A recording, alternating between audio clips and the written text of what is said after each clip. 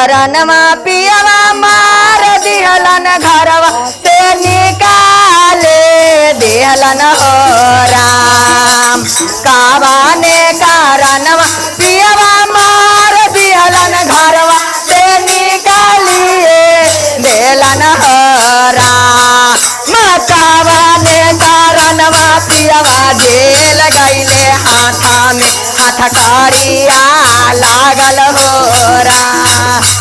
कावाने कारणवा पियवा जेल गईले हाथा में हथकड़िया लागल हो राम।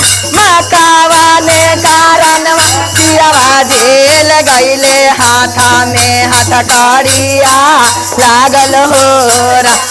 चारा चाकाराने पियवा मार दिहलन घरवा से निकाली देलन हो राम।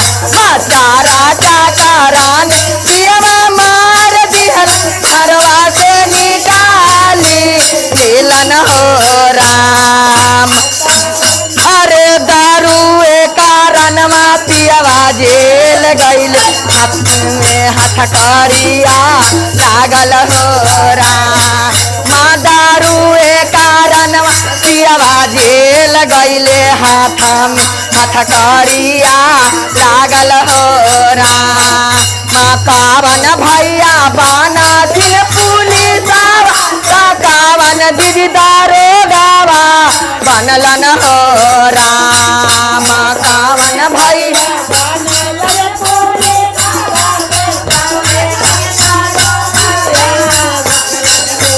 कावन गोरो बनालन वकीलावाता पियवा के छोड़ाइए देलन हो राम।